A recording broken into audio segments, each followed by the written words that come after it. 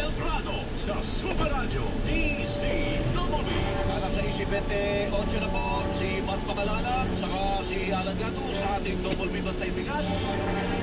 Salamat naman na nag-uumpisa na. Larga! Ayaw! Dali! Larga! Program ito ha. Alam po lang na DepEd na magdagdag ng safety nets para hindi madaya ang mga senior. Sa lesena! Program, kasunod po ng ulat na ilang pribadong paralan ang may cost beneficiary sa programa. Ako, ano ba yan? Para na sa edukasyon ng mga Ay, yung malan mo, no? Ito po, mayroon silang mga sinusubaybayan ngayon. Alam rin.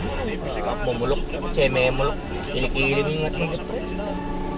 Chelly, kasabo. Tawag ng sulat sa kasamagit na raw.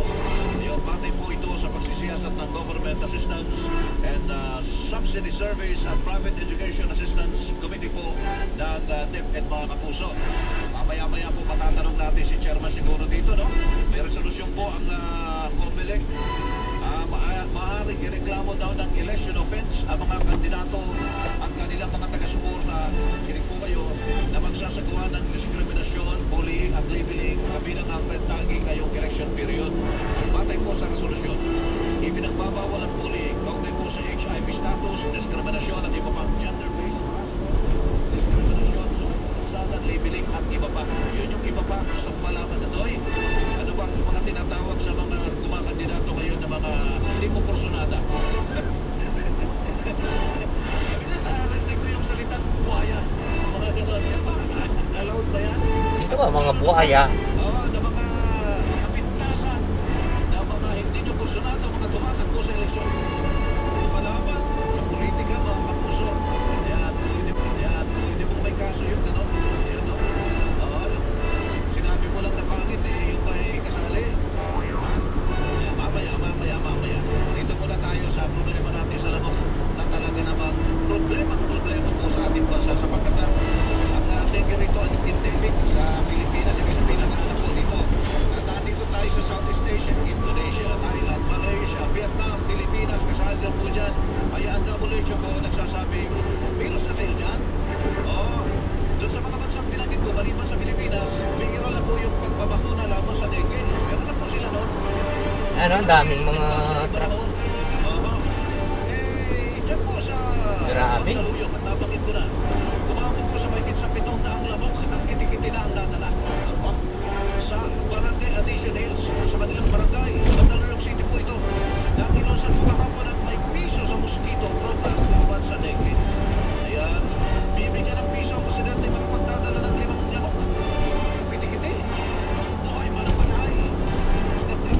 Ibinungkahi ko manikan na Assistant Secretary Albert Domingo. Dito sabi niya, paalala niya, sa halip na palit lamok, gawin niyo na lang palit basura. Na naglinis kayo ng inyong lugar. Importante yung malinis para walang pamakaya ng lamok na yan. Yung mga Aegis Aegypti kung tawagin natin na nagdadala ng dengue mga puso. Yan, pag nakagat kayo niyan, ayan, at pinaliwala niyo pa yung mga sintomas, at huli na ang lahat. Kamatayan! Siyang naghihintay sa inyo pag hindi kayo nakakapon sa ospital. Ay! Kaya na ka na naman minakain ng panulo, loko! Duwa ng Aldo! Adwa nga ba? Ala ka nga yun mga panulo. Kakalinguan mo. Matuwa na ka, ano?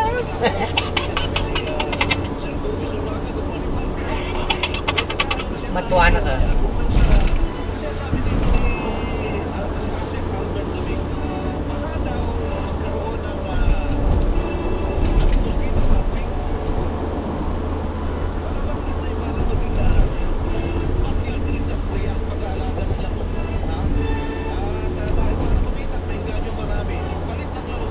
Bagay, sali ka na. Ano ng oras ng miras? McDonald ka pa. Ano kayang kanan mo? Ha? Manok? Fried chicken?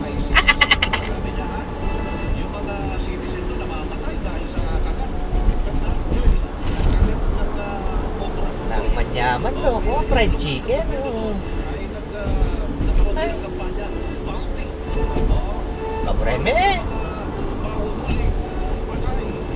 Brahmena pa!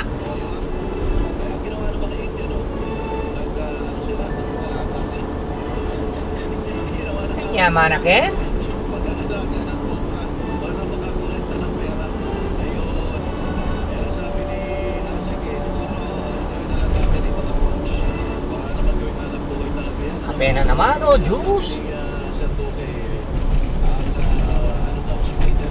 Yan daw ako sa parang gun.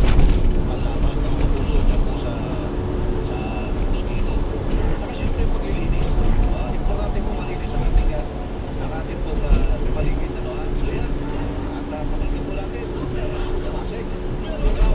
Yung Wake Me Up on It.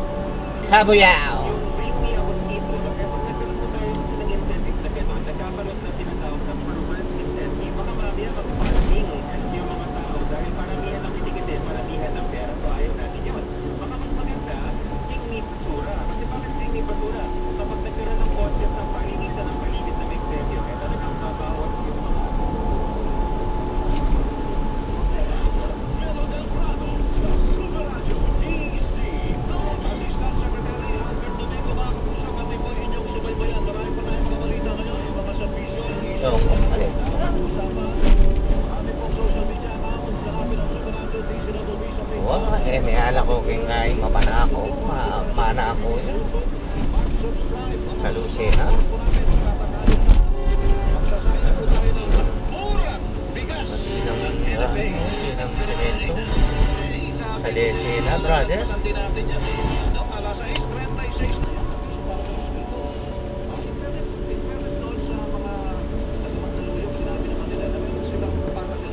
Yapi na yan. Sila nga. The famous Silangan Exit.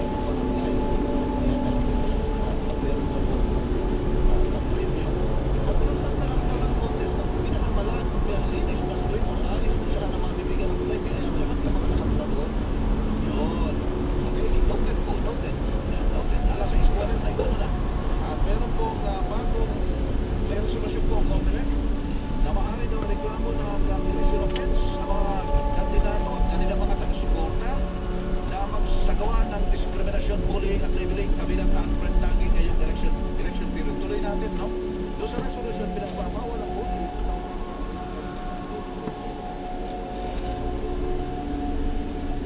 Pagsanan, labeling at iba pa.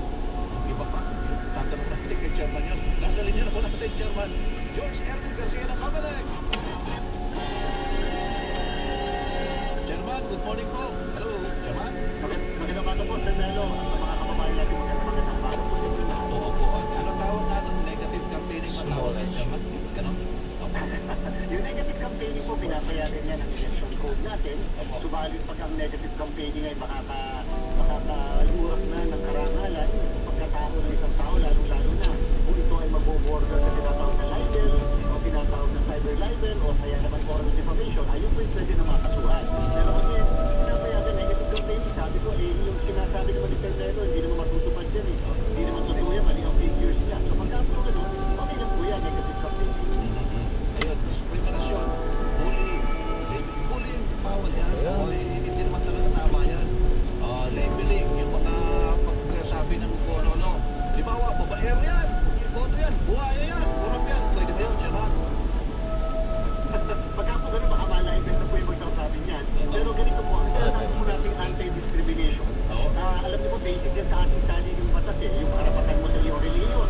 Eh, yung pag hindi ka pinamaliit, minamaltrato, o talaga namang kahit sa public, kapag nakakampan at voting ka rin ang reliyon mo, eh, minamaliit ka, o kaya hinakamatayan.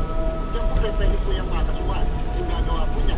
Yung dahil na ikaw ay aakusahan tungkol sa HIV, o ikaw ay may AIDS, o whatever, yan po, bawal yan kasi makatas po yan eh. At the same time, yung mga paghahamap, kalipusta sa ating mga kabayan o sa ating mga kandidato na persons with disability sa limbawa. Lalo na yung mga nasa pakikinig sa ganyan. So yun po, yun natin dapat pangkayaan po yung intimidation, pananakot coercion.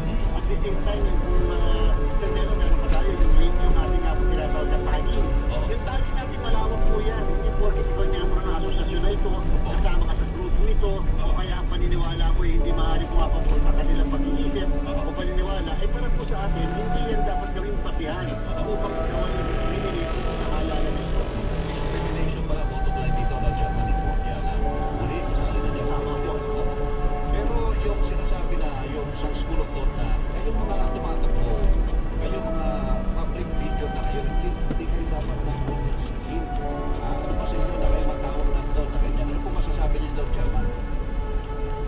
Hindi naman po dahil pagka daw po na-public figure na ay kinakailangan hindi kaya kayo tayo na public public figures ay nakatira daw po sa isang black room. Ang talaga nakikita po anong ginagawa sa loob. Tama po yan. At talaga napakaliit. Yung mismong hamakan halos wala na hamakan dahil na nga pumasok sa gobyerno. Ito po, hindi lang nakita rin yung parang Naka.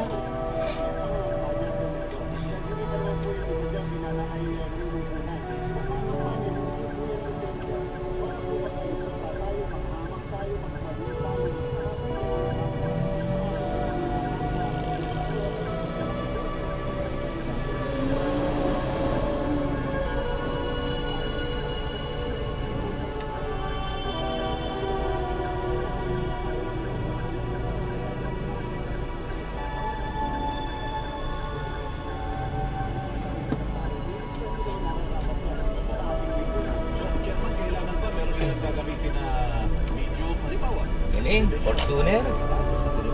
Galing ng Fortuner eh. Mamahalin, ayaw banggain.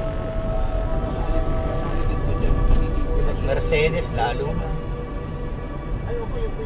Tricycle lang ang motor, ang tarantado yung mga truck na yun, tsaka mas. Lakas manakot eh. Again, ito po yung open sa debate, Sir Melo. Hindi namin sinasabing perfect kami. Sinasabi lang po natin. Bilis ng Fortuner, oh. Yung pangangampanya natin during the entire election period. Medyo tayo po ay mga kapwa Pilipino, respetuhan lang. Kasi po hindi namin ito gagawin para pang pinapabayaan lang ng Comelec.